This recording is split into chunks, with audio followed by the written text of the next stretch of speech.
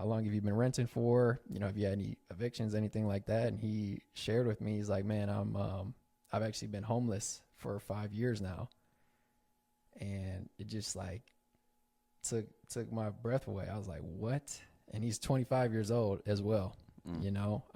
So being homeless for 5 years, and it was, yeah. What's going on, guys? Welcome back to Knowledge Ain't Dead, where we aim to pour into each other's cups, whether that be business, investing, financial literacy, spirituality, just everything. I have a very special guest here with me today, my brother, Morgan MC Cecilio.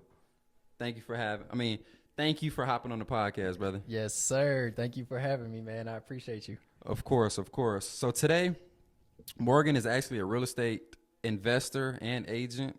He's going to educate you guys on becoming a real estate agent, everything you need to do to become a real estate agent, and also just how to be successful as a real estate agent.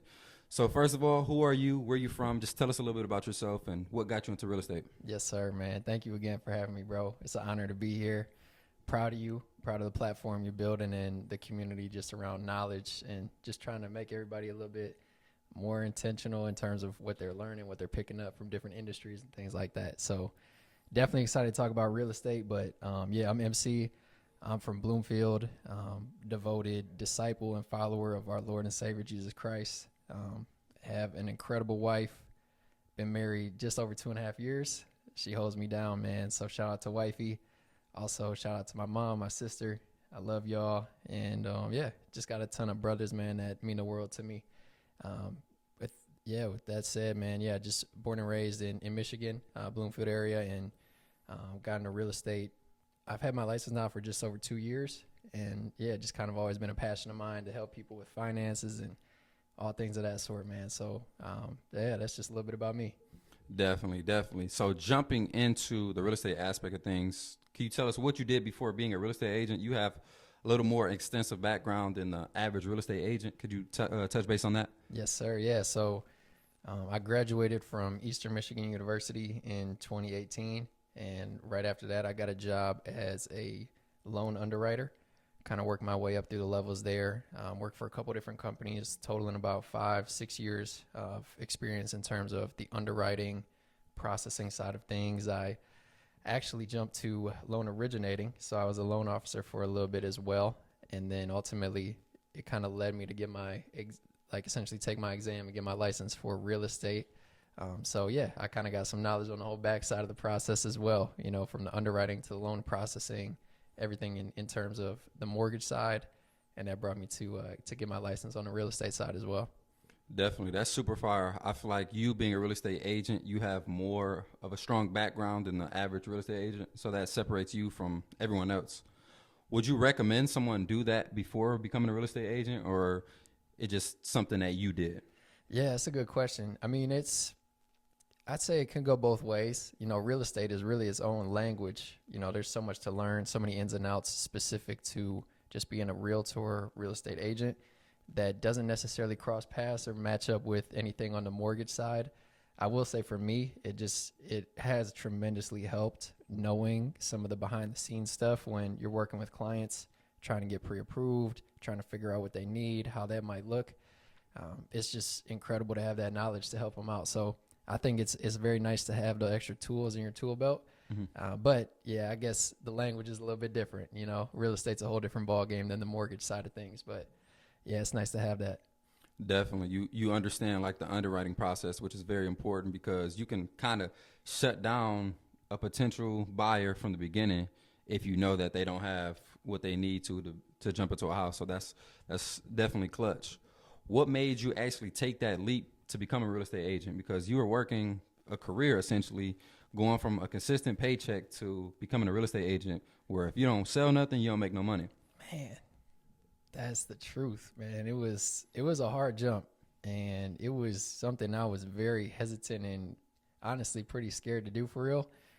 You know, I'm pretty much like a very structured kind of guy. I like to have everything kind of planned out, and that's how it was. You know, when you work in a 9 to 5, you have a salary, and you know exactly what's going to come in and what's going to go out, and you're able to kind of look at things, forecast the future. So it took a lot to kind of take the leap, but ultimately, man, I felt like it was really God's call on my life. He was pushing me to do it. And yeah, the kind of the main things other than, feeling that push was I just wanted to really make an impact in the community, just be hands-on, be out here just actually having an impact in people's lives like day to day. It's a little difficult for me behind the screen. I'll spend a lot of time, making phone calls, sending emails that were incredible, right? As an underwriter, I tell people, hey, you're good to go. Your loan is approved. But at the same time, it wasn't the same as, literally handing somebody keys for the first time to a house. So that's all that kind of factored into it, man. But yeah, that's how I ended up on the real estate side. That's definitely fire, because I feel like that screen, you're a robot. Now you're a real person. Yeah. And your personality speaks for itself, man. Your smile is very contagious. So I feel like you helping people put them in their dream house or their first time house is like super impactful, and it's a beautiful thing, bro. Thank you, man. We've done a few deals together. You've helped out people I know, so it's definitely super fire, and I'm happy that you're actually doing something that you enjoy. Your smile might have got a little bit bigger now, man. I don't know, bro. I don't know. It might have got bigger, bro. So someone who's watching this video, maybe they were doing the underwriting, maybe they're just roaming around, they're thinking about becoming a real estate agent. Could you just break that down for us? Somebody that's listening to this right now, just the basic requirements, just from A to Z. What do they need to do? Yes, absolutely. Yeah, there's a few steps involved in getting started, but first and foremost, you have to take your 40 hours of a pre-licensing course. You can do that either online or in person. I'll speak, I guess, specifically to Michigan. I'm not sure different states have, different requirements and things of that sort. But in Michigan, it's a 40-hour pre-licensing course. I took mine online. Just to let you guys know, too, it's about, at least for me, it was like $150 to $180. I can't remember exactly, but a lot of times, they're running promos, sales, things like that. So, yeah, so you essentially have to start there.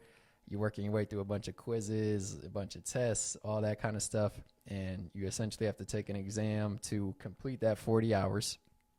Once you do that, then you're eligible to apply to take your real estate exam. So it's a lot of similar content, but you can take as much of a gap as you want in between, making sure you freshen up and study right before the actual real estate exam.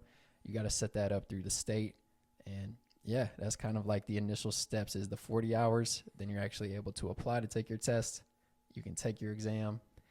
And then once you pass that, you're officially an agent, but you essentially still have to kind of pick a team or a brokerage to actually hang your license with.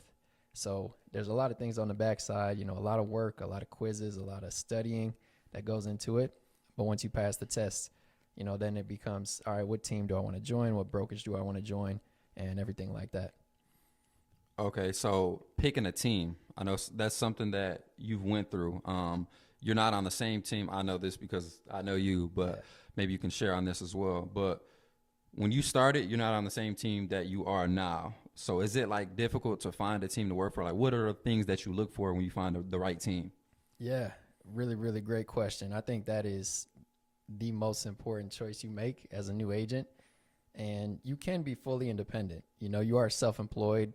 You can essentially go out, do your own thing, hang your license with a brokerage, be completely hands-off, like no office requirements. You don't have to be anywhere at any time. And, you can free roam and do your own thing.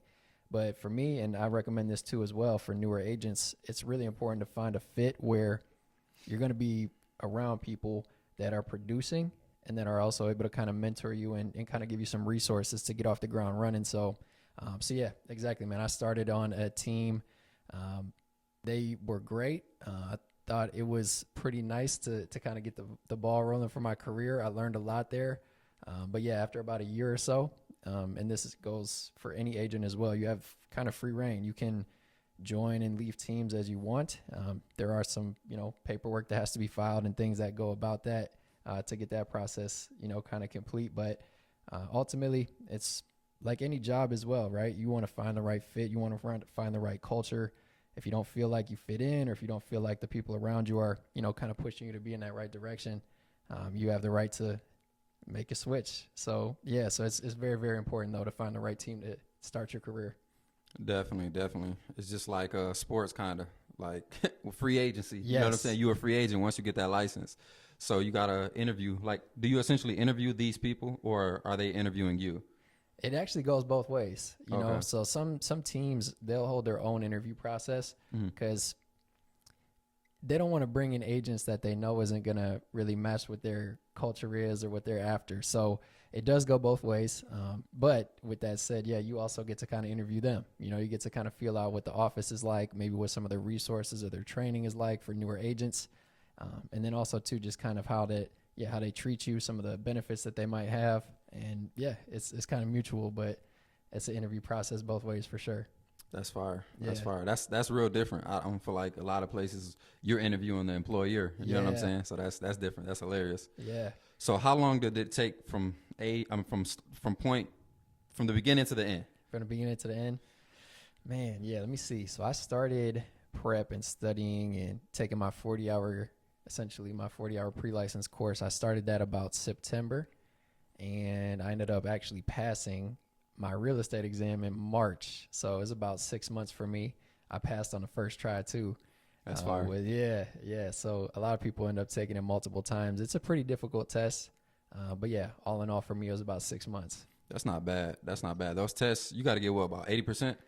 75, if I'm not mistaken. 75%. Yeah, That's yeah. tough, man. Me and my boy, shout out to my boy behind the camera, Keith. We took insurance license. Yeah. I took it 3 times. He took it twice. We had to get 72%.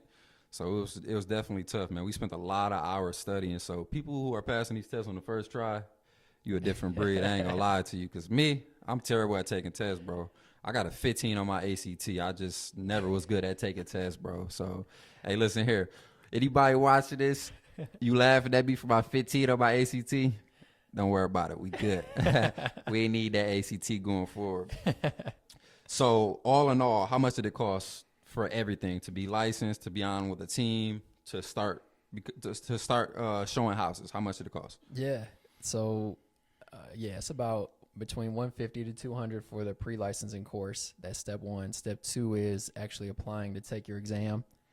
Factor in another 175 for that. And then essentially, you have your license. But again, once you hang it with the brokerage, there are some fees associated with that, whether it's applying to that brokerage to get your license hung there. And then additionally, you'll have monthly fees, you'll have board fees, and MLS fee as well. So this is all stuff that you kind of have once you get active. Before you kind of show your first house, all this stuff is set up prior. And yeah, it's all in all, man, I would say separating the fees. So I guess just to get your license, it's about $400 or $500 tops to get your license. But then once you hang it, they can range between maybe $200-$300 to get started. And then your monthly fees can range anywhere between maybe $50 to $100 a month to actually be on a team, be on a brokerage. And then essentially too, you got your board dues and your MLS fees. Those are all separate too. I know it's a lot. Hope you guys are tracking it, but yeah, so your board dues and fees and association fees essentially will be right around $600 to $800 a year. Okay. So just kind of tracking the full math again to get your license, right around $400 or $500. And then joining a team, additional maybe $200-$300, factoring in also between $50 to $100 a month to keep your license with them, and then to get the board and your association essentially to have access to the MLS or multiple listing service, to have access to all the properties that are for sale in the state that you're licensed in. You know, those things kind of add up to about $600 to $800 a year as well. Does that make sense? Yeah, definitely. It's crazy that you mentioned MLS. You touched base on that because I was actually going to say, could you share what that means? What is the MLS? But you hit it right on the nose. So I would say just all in about $1,000 at the most. Just to say. So if somebody who's watching, it's $1,000 at the very most. So if you got $1,000, throw it to the side and go hard. You know what I mean? And that you can make that money back super duper quick. Yes. What's something that people misunderstand about becoming a real estate agent? Man, that's a great question.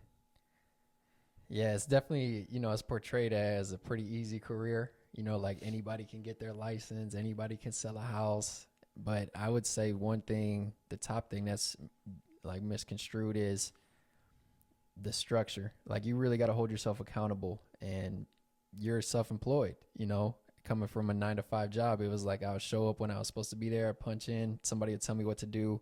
I'd know what I was doing if it was on my to-do list, and I was making my manager happy. You know, I could see that tangibly.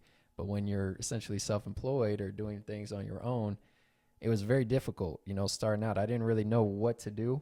You know, I was like, okay, I don't really have anybody that I know is looking to buy or sell a house right now. Like, what do I do next? You know, so it's a whole lot to hit the ground running. That's why, again, plugging into a team, having some mentors, having some other agents around you that might be able to pour into you, kind of show you the ropes, how they structure their days, what works for them, what doesn't work for them, is just super important. Because if you're out there on your own, you know, you have the freedom. You know, you're going to end up doing whatever you want. You could go grocery shopping, go to the gym, do whatever. But, you know, it's a lot of work that you have to do, and you got to make sure you build it into your calendar. No, definitely. Definitely. Going from a structured position to free will, it can either make you or break you. You know what I'm saying? Yes. Honestly, like my 9 to 5, I've been going for a little bit over a month now. I was waking up consistently, man, 5:30 every morning. I ain't gonna lie to you, bro. I ain't never slept this much in my life, bro. Like, I've been waking up 10, 11 o'clock, man. I feel like a bum, bro. Yeah. But I just been taking my time, getting licensed, just going through the process so that I can start into my next career. But I know definitely, like I said, my boy, shout out to bro Keese again. Him and I are both jumping into this field together, so we're gonna hold each other accountable, and we're gonna get active. So honestly, someone who's looking to become a real estate agent, I feel like this is very special to me as well, because you have to hold yourself accountable. Like, if you have no self-motivation, like, you're not going to do well. Yeah. I don't know if you feel the same way. I do personally, because I'm jumping into this new space, bro. That structure to being able to do your own thing is tough, bro. Like, man, I'm telling you, bro. 100%, man. It's crazy, right? Like, all of a sudden you go from having your alarm set at the same time every day. Now you're looking up like, wait, I don't have to be at work at the office by a certain time. Yeah, man, that freedom is a little dangerous. It is. Yeah. I cut that shit off. As soon as I got fired, bro, them alarms was gone, bro. Just like that. I'm like, shit, I ain't got to get up no more, bro. I'm getting up when I want to, but that's not a great thing. You know what I'm saying? And I actually have to, like, channel back in and, like, lock back in and really get back to grinding. But Yeah. I know it'll happen. I just got to put that structure back on there onto myself. You know what I'm saying? Yes, sir. So moving along, a lot of people like the numbers. A lot of people want to become a real estate agent because they feel like they could be super successful. They can drive these crazy cars, get these crazy things, meet these crazy people. Let's talk about the numbers. Could you break down how a real estate agent gets paid, like, so that the people can understand how they can make money and how much money they can actually make? Yes, absolutely. So it's commission based. And one thing I'm going to say first and foremost is you don't get paid until the deal closes. So many people end up starting to spend money before they actually close the deal. And yeah, that's just a little side note that I've learned being in the industry. You know, you have to literally wait till the deal closes, because anything can happen. If you get an offer accepted, you still got to go through a bunch of steps before you actually make it to that point. So first and foremost, full disclaimer, you don't get paid until the deal closes. But in terms of some numbers and percentages, so it's typically, you know, you can work for on the buy or sell side up to about 3% is pretty common in terms of the percentage of the sales price. So just straight number example, if the house or property value, you know, you guys are under contract for 100,000, each the buyer's agent and the seller's agent would work for about 3,000. And those fees are negotiable. A lot goes into it, but additionally too, you know, you still have some fees to pay. You have to sometimes pay your brokerage, whether it's a cap fee or a split percentage. You have to pay, again, some of those dues on the back end. So a lot of the take home, you know, it looks great. It's like a 3%. It's a large number. As you scale it up, of course, you know, I just use $100,000 house as an example, but as you continue to go, right, that just scales up pretty quickly. But you got to keep in mind, you still got to pay those other fees as well on the back end. Definitely. So if someone, let's just say you specifically, let's say you went and sold a $100,000 house, 3% is 3,000. What would you bring home after that? Like, after your fees and everything, how much would you actually see? Yeah. So right now, it will change as I continue to grow at my current company. Like, my cap right now and my split is slightly different. I'm on like a 50-50 split right now, but as I work more deals, it'll continue to grow. So it's some other agents, if you're watching this, you might look at that and be like, wow, that's a high split. The previous team I was on, it was 70-30. Like I would take home 70, the brokerage would get 30. So every team has some different structures and splits. But right now, yeah, I'm 50-50. So in that case, I would end up, $1,500 out of the 3,000. So yeah, that's kind of where I'm at right now. And then so you're saying the more deals that you do sell, then you're going to go, that 50 is going to drop. It's going to go higher in your favor. Correct. Yeah. So the way my team is structured, and again, every team's a little bit different, but after you hit certain goals and values over time of being on the team, you essentially get like a 5% bump. So it's after X amount of million total volume closed being on the team, I would then essentially get a 5% raise. And they have 3 levels of that. So yeah, I could work my way up to, just doing a quick math, it'd be 65%. So it'd be 65-35 versus 50-50. Okay. That's solid. And then can we touch base a little bit as well? So a few people that you've helped that I've sent your way, and then also in like the Houston network, it's a lot different. So like a lot of real estate agents get their license and then they help people relocate into apartments. So I know that's something you've done as well. Could you touch base on that? Like how are you paid for that, and how does that work on your behalf? Yeah, absolutely. So yeah, the rentals, it can be a great way to make money as well in real estate.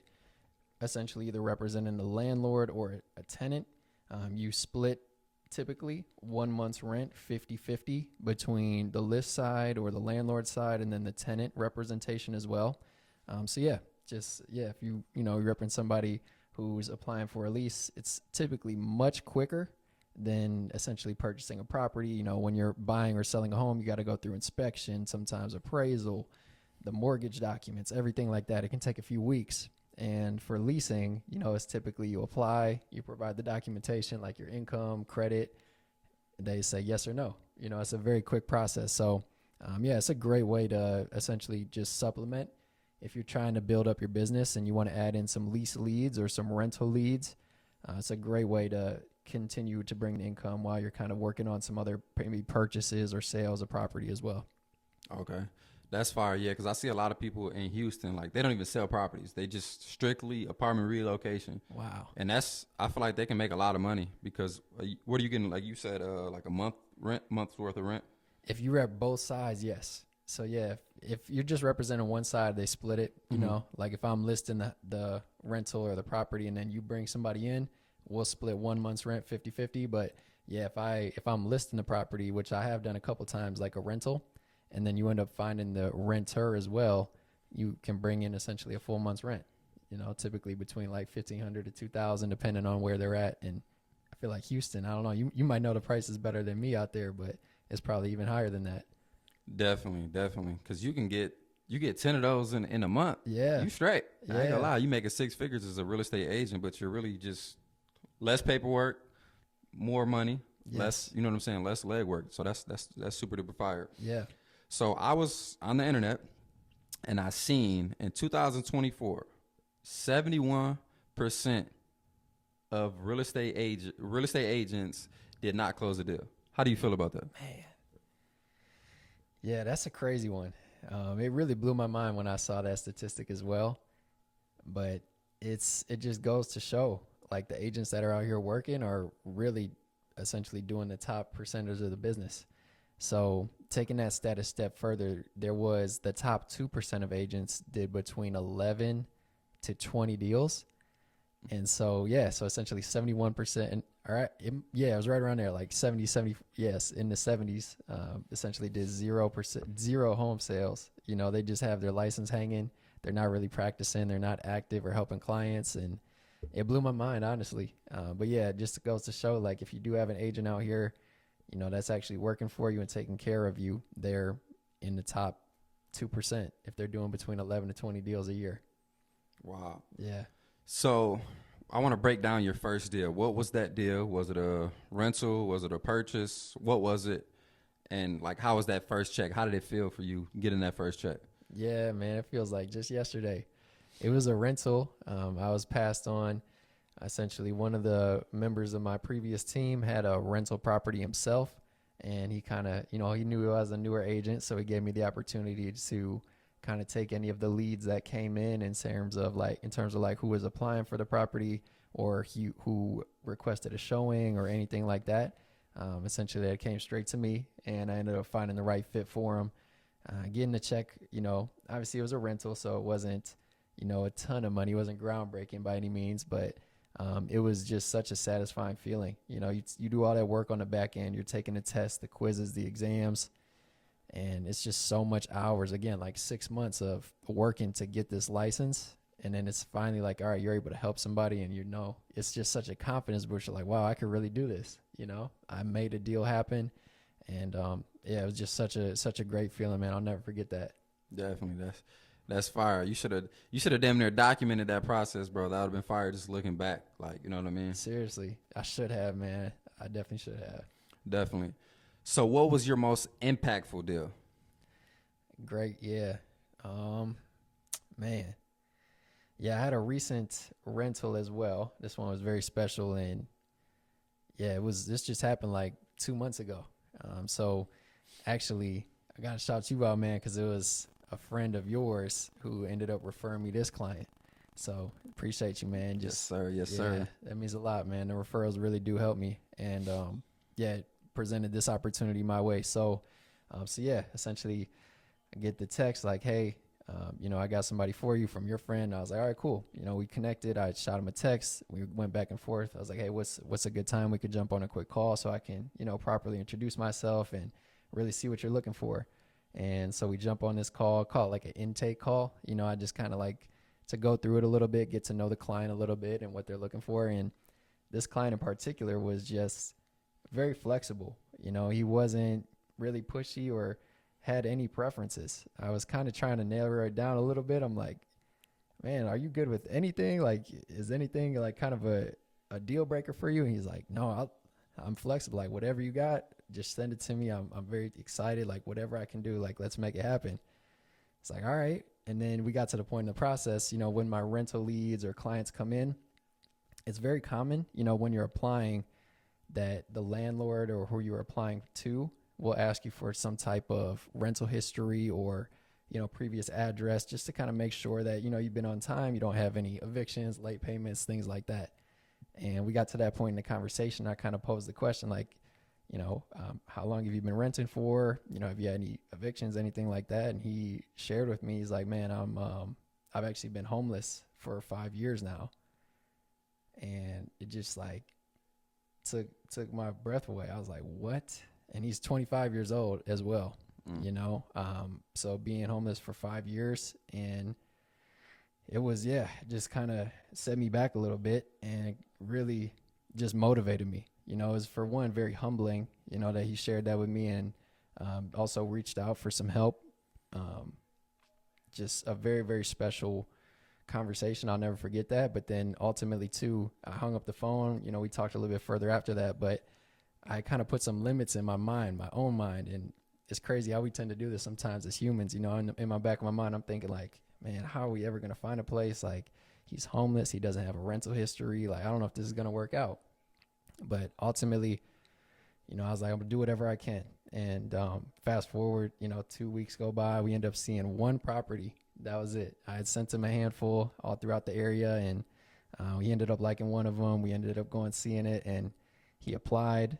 1 day went by, 2 days go by, 3 days go by. I'm like blowing up this listing agent, like, hey, how's the application look? Is there anything else we could do? Like, what can we do to make this happen? And ultimately he ends up calling me that next day, like, yes, your client's been approved. Let's move on to the next steps. And man, to this day, just such a special moment. I'll never forget that, man. Just passing him the keys. He gave me like the biggest hug ever, man. He was like completely frozen, like he didn't know what to do. So that, to me, definitely the most impactful deal. I'll never forget that one. No, that's super fire, super special. I'm glad. Shout out to my boy for referring, and shout out to you, man, for making an impact. This is why you're doing this. This is why you become a real estate agent, bro. Making that impact on people, like that's very special. Like, I couldn't imagine being homeless at 25, bro. 5 years, man. Did he have any children or anything? No. So just kids. himself. Like, yeah. that's tough, bro. Man, like, that gives me the chills just hearing that, bro. Yeah. So that's, shout out to you, bro. That's fire. Can you make six figures as a real estate agent starting off? 100%, man. Totally. Yeah, that's the beautiful part about any commission-based job. You know, there's literally no limit. There's no cap. It's really up to you. You know, how much work you're willing to do, how much work you're willing to put in. I will say, you know, maybe it's easier for some agents other than more so than others, just kind of based on maybe their network, their cities, their price points, you know, their friends. At the end of the day, you know, it is a numbers game. So the higher value homes you're selling, the more you bring home. So it's easier for somebody to make six figures in certain markets than others. But ultimately, I see it all the time. You know, new agents hit the ground running. They come out the gates swinging and just put in the time, put in the work and the effort, and they're clearly, you know, way above that six figure range, which is not everybody. You know, let me be very clear on that, right? It's definitely a certain percentage that do hit that range early on in their first year or two, but it is possible, 100%. Definitely. If you don't mind me asking, how many deals did you don't got to break down how much you made or anything, but how many deals did you actually do your first 12 months in the business? Yeah, first 12 months. So I ended up doing it was like 7 deals. And I got to add a little caveat in there because I picked up my business quite a bit since, but just had some family things happen essentially like right away. As soon as I got my license, my mom ended up getting a little sick. And so that's kind of where a lot of my time and energy went. So I really wasn't active for the first 6 months of me having my license. You know, I was really spending time with family and things like that. But yeah, so I ended up doing about 7 deals total in the first 12 months. That's great. If you ask me, 71% of agents last year, Yeah. you know what I mean, didn't close a deal. So that's great. And you definitely had a lot going on, bro. And I'm proud of you for pushing through, always being there for your people. Like, you always make sure to show up, and you're doing your thing, bro. Like, I commend you on everything that you're doing, bro. Thank you, bro. I appreciate that. I didn't even think about that statistic, man. You just made me feel so much better. No, That definitely. 71%. I forgot all about that. Hey, bro, First I'm year. gonna keep throwing it out there, bro. You're doing your thing. Some days you may feel down, like, damn, bro, I haven't sold a house in this long or whatever. But like, Yeah. bro, you're doing your thing. Like, continue to do it. You know what I'm saying? Thanks, You're doing man. this full time. Like, not a lot of people can jump off the porch and do that. That's tough. So, how do you go from being licensed to getting paid? Yeah. I would say mentorship is key. You know, plugging in, maybe circling back again to just finding the right team. You know, don't rush that choice. That's a pivotal decision that you're gonna make, and it'll really kind of set you up for the first 3, 4, 6 months of your career. It's very important to make sure you plug into the right team. You got people around you that's gonna build you up, support you, teach you what to do. Because I'll be honest, like being hands-on and actually being out in the real estate world is completely different than everything they teach you on the exams. And you might even be able to relate to that too, you know, with the life insurance, and you might see how much different it looks once you actually get out there and actively, you know, in the field. But all that to say, it can be pretty quick if you're around the right people. You know, you can close a couple deals your first month, second month, you can get rolling that fast. But again, it's really important to be around the right team, the right culture, and have the right resources available. Definitely. How do you handle as far as marketing? I feel like marketing is super important in the real estate space because there's so many agents. Like, how do you separate yourself from other agents? That's a great point. Yeah, there is a lot of agents out here. There's even 17,000 in Oakland County, believe it or not. So, yeah, man, I heard that number. I was like, same thoughts are going through my mind. What can I do to be different? You know, what can I do to separate myself? Now, factoring in the equation, again, I don't know if it's exactly, you know, side-by-side comparison in terms of the percentage of agents not really active or selling homes in Oakland County. Might be a little bit different. But all in all, I do know, you know, not every single one of those people in Oakland County are active in doing deals currently. But, yeah, essentially how to market myself. And I think it's really important to just kind of find a skill set, find what you're really strong at, what you're good at. For me, you know, to me, it was just my sphere, like who was around me. And it's a lot of people, you know, in their 20s looking for their first house. So that was what I kind of wanted to target and go after. And yeah, I'd say about 85 to 90% of my clients have been first time home buyers, which is just incredible. It's so much fun working with first time buyers. It's just such an exciting process. But yeah, I've sprinkled in, a couple listings and working with investors on the side as well. So it's nice to be well rounded, but very important to kind of have a niche or, kind of like somebody that like a target audience or specific crowd or group that you want to focus on. Definitely. Yeah. Definitely. It's crazy because I want to touch base on this. You actually helped me purchase one of my properties. So I want to touch base on that, share a little story. So this was last year, 2024. Yeah. So I started investing in real estate last year, 2024. I had two properties at the time. So one property was in the backyard of a property my partners and we own. Seen the property, it was on a nice street, and I was like, damn, it's brand new houses on this block. This house is just shitty. Like, the house is terrible, needs work, but it has potential because it's brand new houses on the block.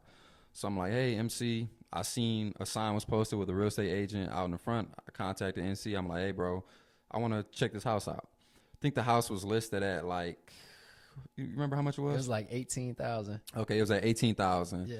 And I was like, hey, bro, I want to get this house for like 7,000. MC was like, what? Like, he was damn near, he felt disrespected that I told him that, like, because he's like, it's no way they'll accept this or whatever. So long story short, put in a few offers, got the offer down to 10,500. And the real estate agent on their side was like very difficult, was kind of a headache to work with. And in the meantime, after I put in that offer, the 10.5, the real estate agent was like, hey, we're going to think on that, da-da-da-da. So in the meantime, I was on this website where I purchased the other properties, and I seen a house that was up for auction. I think it was like 5 minutes left. The house was at like $1,100. I'm like, you know what? I'm going to put in $1,200. I only did that because I'm like, there's no way they're going to accept this deal for this $10,500. They were at $18,000. Put that in. The time is going down, ticking. I'm like, $1,200, they ain't gonna accept this. Somebody gonna outbid me. Long story short, 5 minutes goes by, I win the property.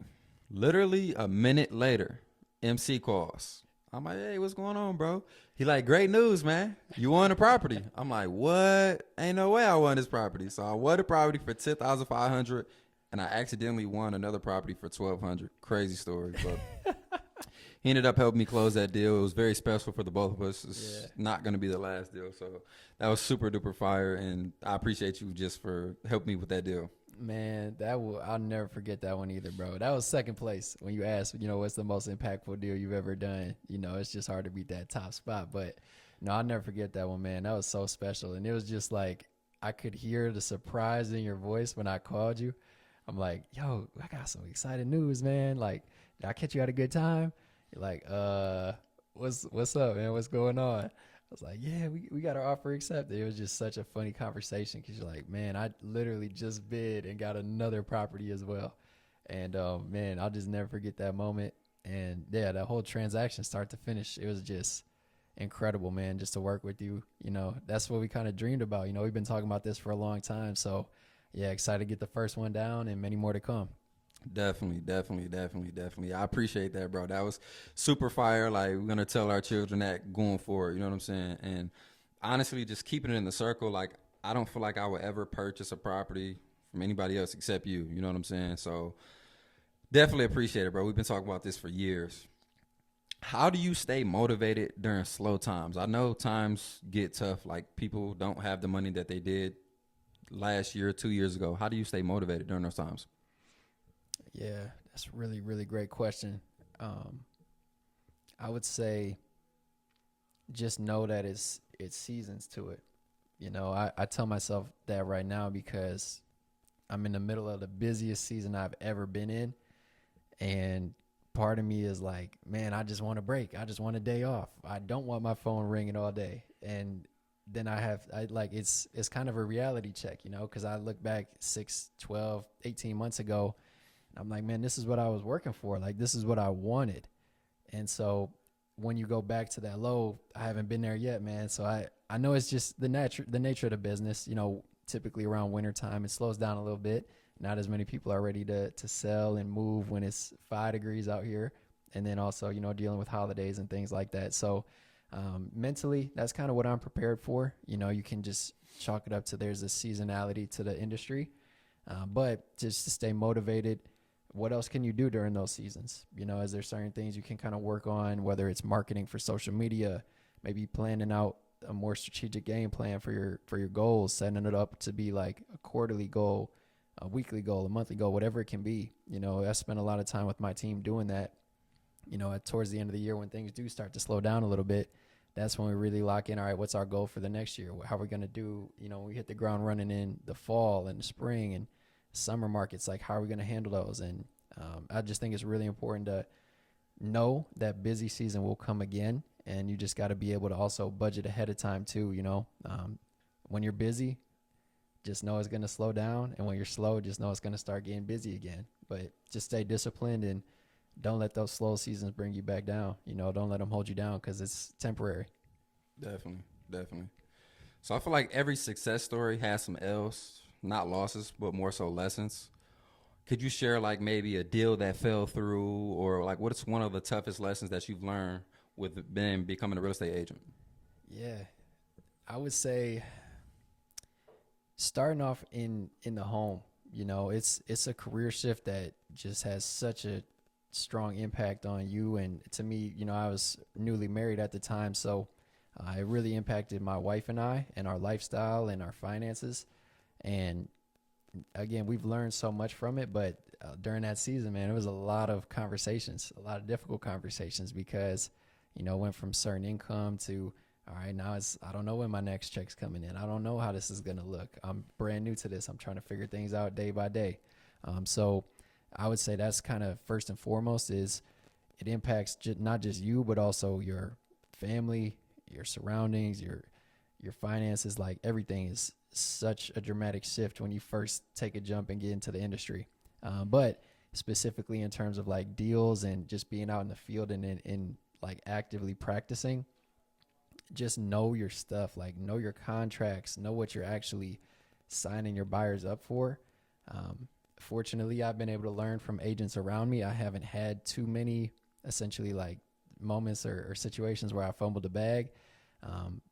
I did have to learn the hard way a few times. Like one thing is inspections, like home inspections are huge, and understanding how the terms of the contract work with your inspections for your buyer. Like essentially when you're representing a buyer, you want to make sure that you get the home inspected properly and make sure you know what they're signing up for, depending on the market and depending on what type of house they're getting, so there's just certain things like if your inspection period is 5 days, you got to know when that starts and when that ends.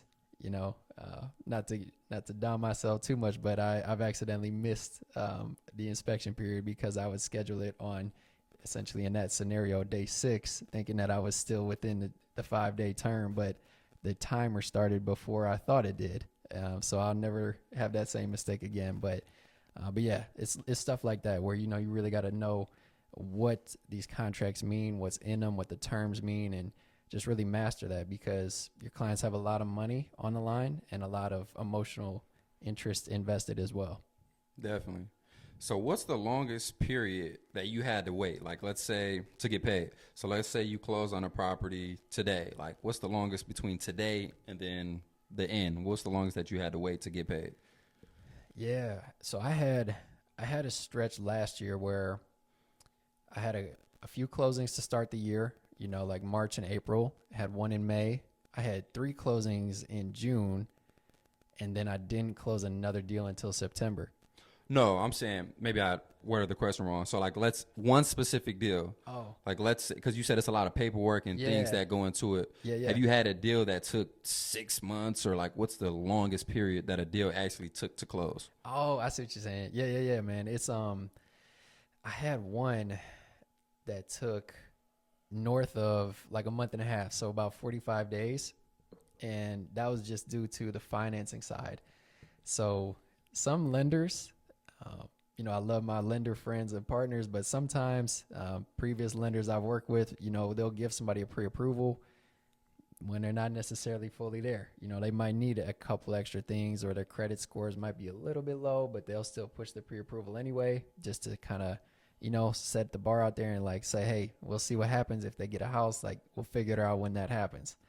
And so that happened to me, man. I got under contract with a client, you know, thinking we're approved for a conventional loan. We had to flip back like a week and a half into the process and go FHA.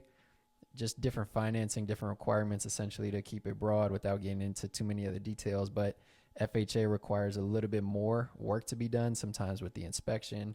They have like a pest inspection that they go through, and the appraisal is a little bit different than a conventional loan and things like that. So yeah, all in all, that kind of set me back. I was expecting a 30-day deal, turned into about a month and a half. So yeah, that's the longest one that I had. That's not bad. I thought you were going to say something crazy. 30 to 45 days is like typical, I would imagine. Correct. I thought you was going to say 6 months, a year, or something just super crazy. I hope not.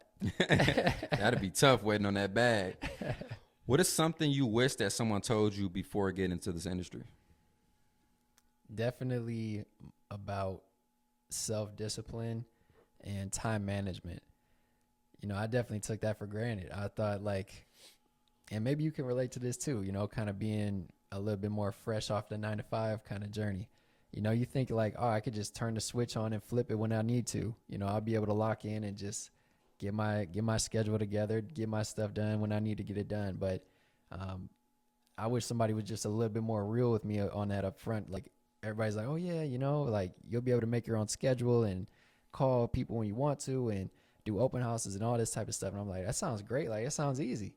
And then, yeah, just like started building some bad habits, to be real, like the first few months into the job. And I wish somebody would have just, you know, essentially been a little bit more upfront with me on that side. But ultimately, I learned my lesson the hard way. And I think that sometimes we need that. You know, you got to really hit the wall to maybe get a reality check. Like, all right, I really got to turn some things around and make some changes. Definitely. Accountability, I feel like, is super duper important. A lot of us lack it. Yeah. As adults. I feel like it wasn't taught to us as children.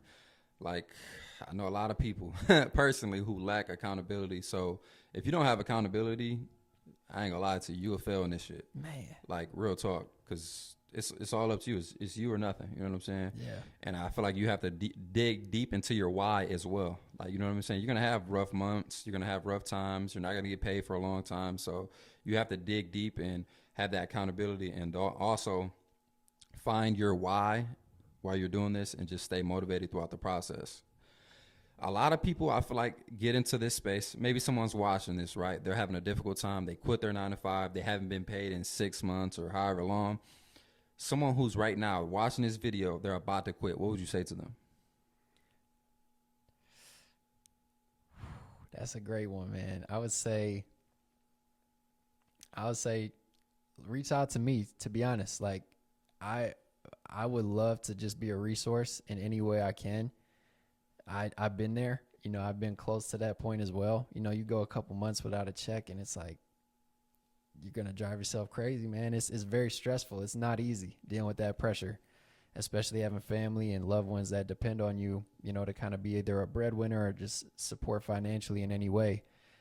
But realistically, like, the team I'm on now has just completely transformed my career. Seriously. So you might not be on the right team. You might not have the right fit currently. And I would love to help in any way I can. Seriously. Like, I know that, you know, don't feel awkward. If you do feel like you do want to touch base or reach out, I'll be more than happy to give anything I can to you, because I've been there. You know, I can fully understand and relate to where you're at right now, but don't quit. Don't quit. It's anything is or what's the saying, bro? Like, if it's easy, Everyone will have it. everyone will have it. Everyone will do it. Yeah. Definitely.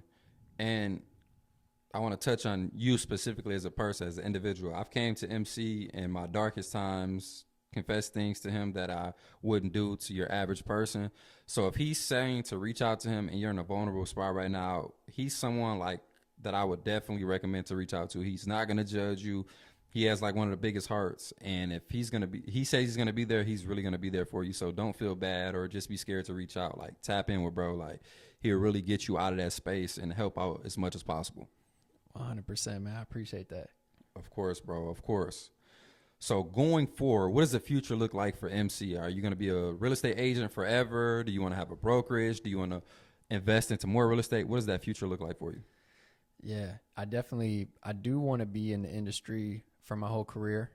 I love it. It's an incredible field, a lot of potential, and just honestly, it's such a rewarding career and path to be in, man. Like real estate is 9 times out of 10 is somebody's largest investment, and to play a role in that and just help somebody find a home in general, like it's no better feeling than helping people with that journey and seeing lives change and families just so happy to change situations or just help them through such an emotional and important decision. So I always see myself being in the field. I do eventually, whether it's 5, 10 years, 15 years, I'm not quite sure yet. I do eventually want to transition more into a coach or a mentor or a leader role. I just have a passion for helping others, whether that's agents in the field trying to learn and get better and grow, or just different facets of real estate, whatever I can do to pour into others. And essentially time is important though. And right now, you can even ask my wife, man, I'm driving all day, every day, showing houses in 4 or 5 different cities a day. So just looking long term, I don't know if that's feasible with, potentially adding in children and things of that sort. I want to be a little bit more free in terms of my day-to-day schedule. We'll see how that goes. But that's kind of my game plan for now is, actively be in the field as long as I can, but eventually maybe transition into a little bit more passive role, where I'm not out showing houses as much each and every day. Definitely. You touched on children. Love to hear that, brother. Love to hear that, man. You got to experience that, bro. That is life changing. That is gonna be your biggest why. Like, of course, your wife. Shout out to Ray, but having a child, bro, is the most special thing in the world. Like everybody says, it's cliche. Oh my God, it's nothing like having your own children, bro. I'm telling you, it is the best shit in the world. Like, I'm telling you, bro. You can have the worst fucking. You can be driving all day, having the worst day, dealing with clients who've just been a headache all day. You get that call, Daddy. You know what I'm saying? I'm telling you, bro, it's the best feeling in the world, bro. The best feeling. I can't wait till you have children, bro. Like your children is gonna change your life, bro. And you honestly, man, you're gonna have to start really getting some more investment properties, man. It's gonna free up that time, bro. I know you eventually gonna do it, but yeah. No, I'm glad you mentioned that too. That's definitely something I forgot to say. I definitely want to add in some properties in my portfolio and build additional passive income, man. So yeah, you spot on with that. definitely, bro. So we're nearing the end. I wanna ask one more special question. What is the best advice you can give to someone right now thinking about becoming a real estate agent? Yeah, I would say know your why, kind of like you touched on. I think that's very important because it's not an easy field. It's not an easy transition. And so you're going to need something to kind of lean back on when things get hard or when you're kind of starting to have a little bit of maybe doubts or lower confidence or lower self-esteem moments. You do something new. It's uncomfortable. It's awkward. You got to learn a lot. You got to ask a lot of questions. You're not going to know certain things. And so with that, just being rooted in maybe it's a vision, like a long-term plan that you have, just taking one step at a time to get there, or just genuinely knowing your why. What are you doing it for? Why are you doing it each and every day? Just keep that in the front of your mind, and it'll just help you kind of knock out everything else. And day by day, you'll learn more. You'll pick, you're going to fall down, but just get back up. Don't make the same mistake twice. That's what I tell everybody all the time. Like, it's okay to make mistakes, but just learn from it and don't let it bring you back. Don't let it keep dragging you down. But yeah, that's definitely what I would say to somebody trying to get into it. 1,000%. And it's never a loss. It's always a lesson. I feel like a lot of people don't understand that. Like, just because you fail, it's just a lesson. And you just got to, like you said, pick yourself up and just keep moving forward. How can people tap in with you? Instagram, Facebook, just share all your contact information for someone who maybe wants to reach out for maybe mentorship in the future. They want to purchase a house, sell a house. How can they tap in with you? 100%, man. Yeah, I appreciate it. So my Instagram is just Morgan, MORGAN _ Cecilio, CECILIO. And search me on Facebook as well. You can also honestly just type in Google and you'll find me and my team. My team is called Best Life and Company. And we're part of EXP, the larger brokerage. So If you got any questions at all, you know, me or my team leader, or anybody on my team, and we have some of the highest producers in the area. And we're actually the #1 EXP team in Michigan. Additionally, we're also the #4 team in the nation in terms of EXP brokerages. Yes. So we're climbing that ladder, and just such an incredible environment, such an incredible team. I'm here as a resource, but I share that to say, you know, I also have a lot of other people behind me as well, from different experience levels and different specialties and things like that too. So if I can't help you personally, you know, I know somebody that will. So yeah, that's how you can get a hold of me. That's it. And then also you didn't mention it, but I'll throw it out there. He also has a YouTube platform where he's more into his spiritual side, and then also I feel like you are motivating people on there as well. So shout that out, bro. Shout that out. Thank you, man. No, seriously, I appreciate that, because I don't even know why it slipped my mind, but that's a huge passion of mine.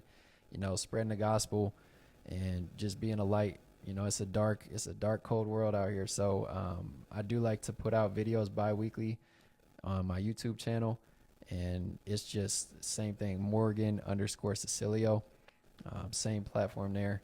Yeah, I love to just share a little bit of thoughts and just different topics about life, you know, different scriptures I might bring up and dive into a little bit. So if you're interested in that, that's how you can find me. It's also linked in my Instagram bio as well. So yeah. Either way, you'll be able to track me down.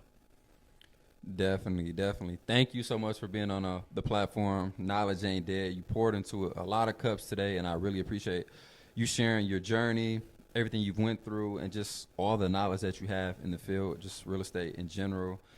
And everybody, tap in with bro. Make sure you follow him. Make sure you flood his comments on Instagram, flood his comments on YouTube, subscribe. Just tap in with bro. He's very spiritual, and he's just a great person. So just tap in with bro. And like I said, I appreciate it. Thank you, man. Thank you for having me, bro. It's been an honor. Of course. Thank you, guys. Make sure you tune in to all my episodes and just continuing to follow the journey, because knowledge ain't dead.